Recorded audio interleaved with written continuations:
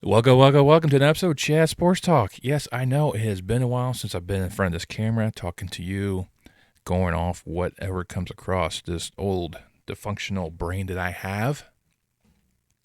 And it's been since, the playoffs way back in January, February timeframe that last time I sat in front of this camera to discuss things with you. A lot of things have changed. Got another year older. And found I'm going to be a grandfather. So, good times had by all. Very excited for that. Very happy for my daughter. No, he's also had some interesting times outside the world of sports. A lot of things happen in the world of sports. Right now, recording this video, we're in the middle, we're in the second round of NBA and NHL playoffs. Some interesting scenarios there. I didn't touch on that. I didn't touch March Madness this year. I had my passions kind of pulled in different directions, so I kind of let this one slip. So it's time to get back in the saddle of things, back into what this channel was really known for, the meat and the potatoes, shall we say. And we're back to college realignment. Now, for the next 3 videos, these are just going to be scenarios that, this one here is just one I'm going to visit for the first time. It's been a long time in the making. And 2 more are dealing with revisits of other concepts and relook at it in a new light. Since that time frame, we've had more schools actually become members of the FBS. Missouri State and Delaware are now officially in the FBS. Sacramento State has submitted paperwork to join the FBS as an independent only, which is against the rules of what the FBS established. It's like you have to have an invite to a conference in order to make the move up. Sacramento State's like, well, let's get the move up, and then we get the invite to a conference because they want the PAC, and the PAC wants a member of the FBS before they add any more. The PAC needs 1 to get back to 12 or back to eligibility for AQ status for the playoffs. And it's a vicious cycle. Which leads me to this particular concept. This was a concept that I saw way back in October 2024. Yeah, I know. It's now May, time this video of 2025. I've gone back and forth about this scenario. I'm trying to figure out the best ways to put my twist on things. And their original concept was to take football away from the conferences and reestablish themselves. It's called the College Students Football League, which means just college students have the power, not the conferences, which is a concept that would never, ever, ever happen. Ever. Because there's no way that the conferences will let go of any power or control of the purse that football brings. Football is the money maker. This is what makes the athletic budgets for all these schools. So, in this alternate universe, where we kind of pride ourselves in education more than athletics, would still love to see the athletics and see these kids really thrive on the field, get their opportunities. Basically, what they ended up doing was they created 2 conferences, your power and your group. And in the power, they created 12 6-team regions where your regions constituted your core rivals all together. A lot of times they focus more on in-state rivals than actual rivalries. And from there, the top 2 from each region will make a 24-team playoff, determine the national champion. Now, the group was a little bit different. They went 8-team regions with 4 that were just kind of independent, always having Air Force and Army in that aspect. And when they did their the group, they called up Navy and Memphis to fill in the void to make it even. And that's subject. I think a lot of times when you're looking at pulling schools up, one, you're looking at, okay, which school would it be the better success? Right now, Navy, not so much. I think Army's a little bit better right now for service academies, but why separate the service academies from each other? Memphis has always been on the radar. Boise State should be included in that mess. I don't know. Tulane's been up there. San Diego State. UTSA has been mentioned.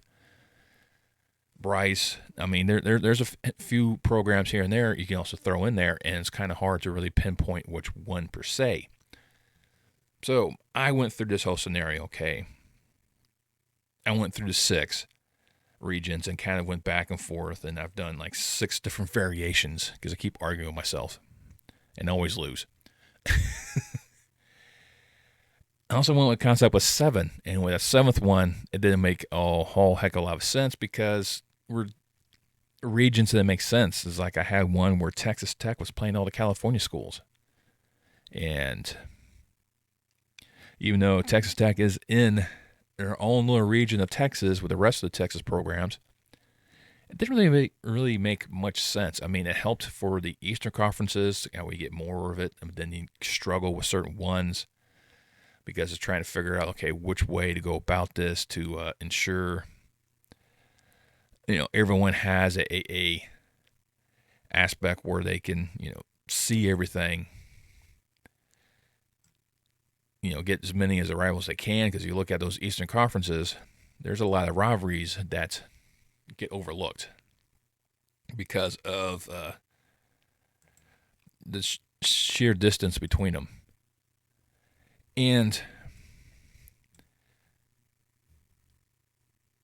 that's one of the reasons why it's taken me so long to do this, is to try to find a adequate spot to ensure they keep everyone happy. All the teams have been pulled up to the power programs like SMU, Cincinnati, UCF, Houston, BYU, even though I consider BYU already there.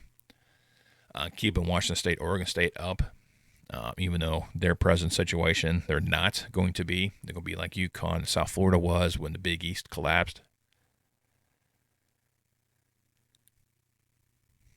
And Rice now, as the last surviving member of the old Southwest Conference, not in the power conference. But I tried to emphasize a lot on rivalries, old school rivalries that make more sense. Try to look at what the current landscape is and kind of revamp everything. Yes, there's still going to be rivalries that don't mesh well, that don't transpire the way they should, because it's just, you can't please everyone. It's not going to be a good aspect. There's going to be a lot of rivalries left aside because a lot of schools have done that. Missouri and Nebraska are 2 prime examples of leaving long-time rivalries behind, joining SEC and the Big Ten respectively. Same thing with A&M when they left for Texas to join SEC. So this is just my tweak, my vision to see how things could transpire. It's not going to be perfect. It's one man's opinion, and we all know by the opinions are like a certain body part. Everyone has one, and they all stink. So without further ado, let's go ahead and just dive into this aspect and kind of go through this. Now, when I did my power group, I did not add 2 more, so I have 11 regions of 6 and a 4-team independent, you can say. And a lot of this had to deal with location, and the standard of fighting each other regularly. So we'll go out west, work ourselves east, go a little backwards. Out west, my west region, very simple. You'll look very familiar. All former Pac-10, Pac-12 programs. Arizona State, Cal, Stanford, UCLA, and USC. Northwest, Washington State, Oregon State, BYU, and Utah. Southwest, look really familiar. Baylor, Oklahoma, TCU, Texas A&M, and Texas Tech.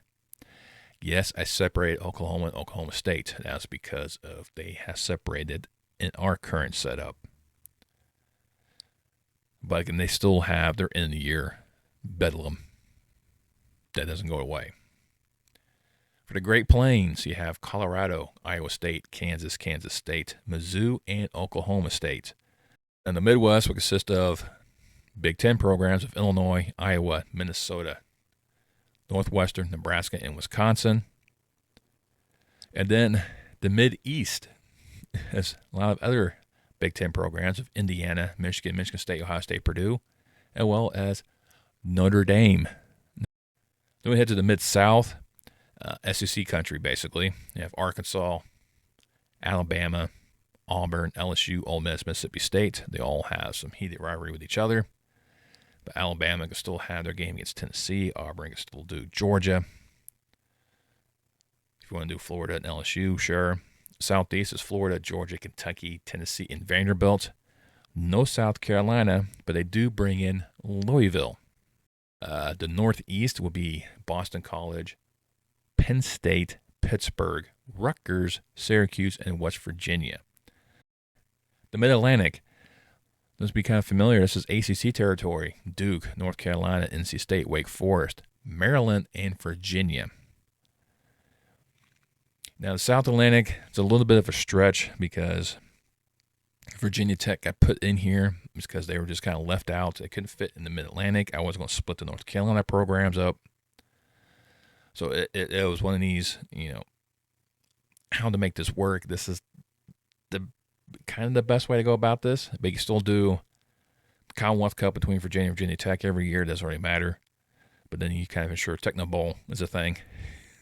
But Virginia Tech, Georgia Tech, Clemson, South Carolina, Florida State, and Miami.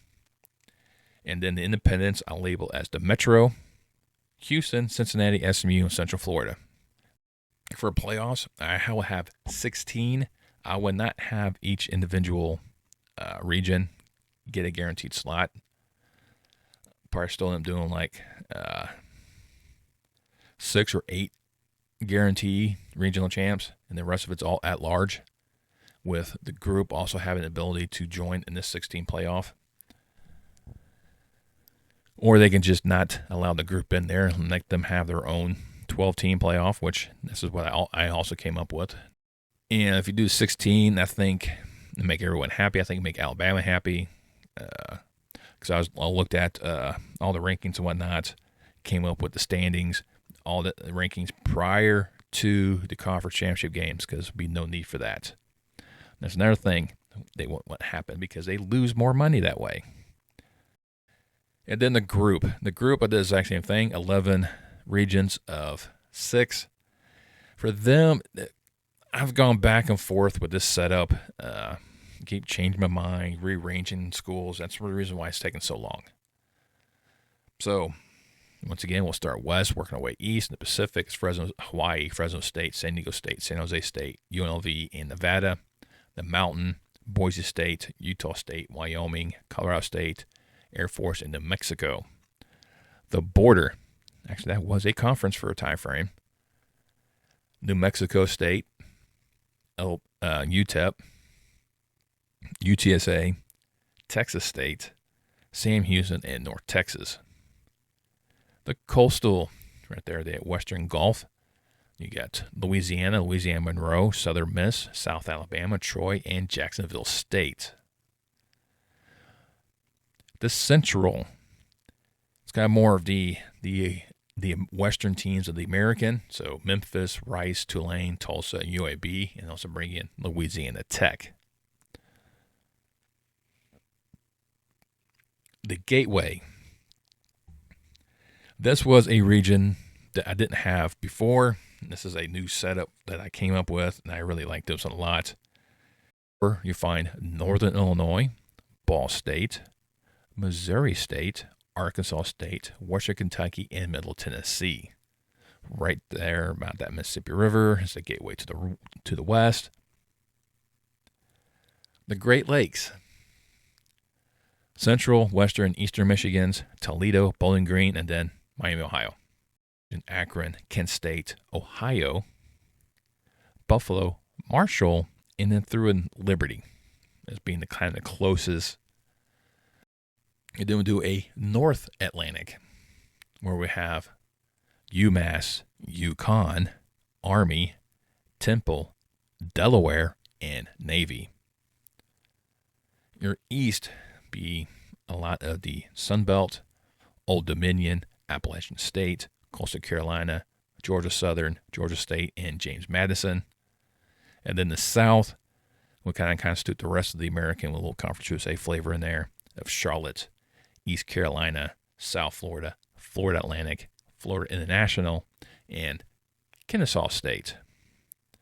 For the group, they have a 12-team playoff. Remember, one of their teams or multiple of their teams could still make the 16-team playoff. Just like in this past year, Boise State would be that team. And then you have your 12-team. 4 teams have the first round bye.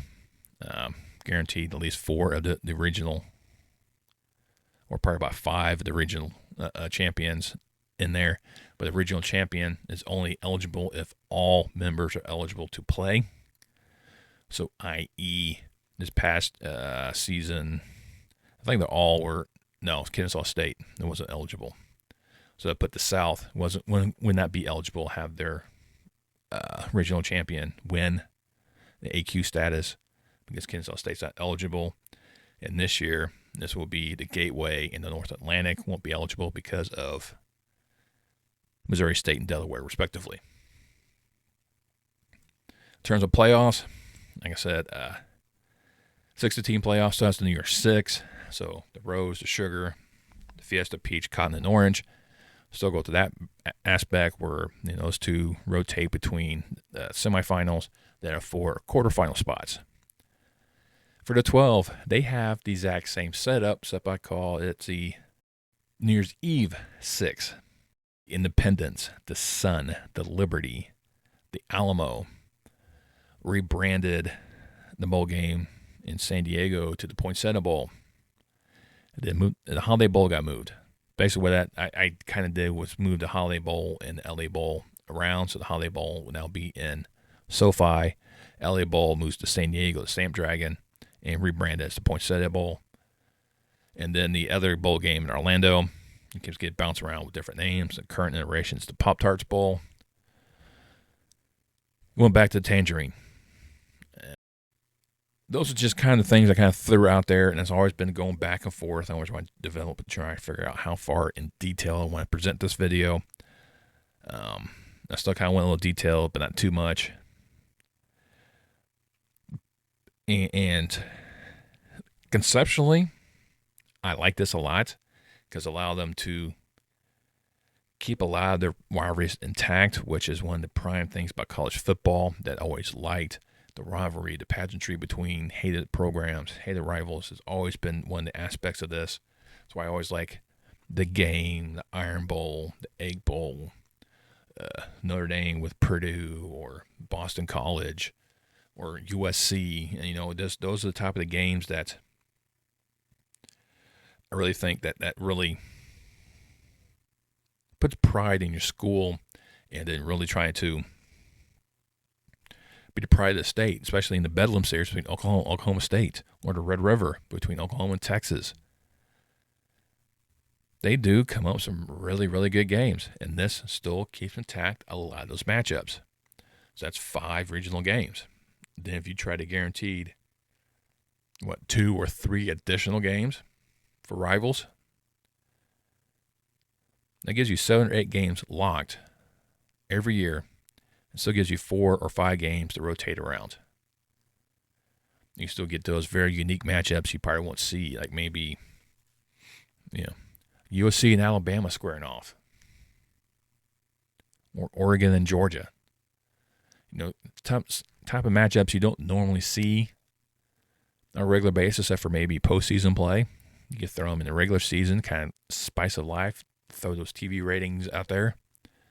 Try mark calendar with some good matchups all down the calendar. Make sure everyone's happy. Still keep a lot of rivalries together. Like have Nebraska still go after some of the teams in the Great Plains to kind of help keep that rivalry intact and keep those numbers going. Like Nebraska and Kansas, over 100, I think it's like 117 matches they've had. gone. Renew that.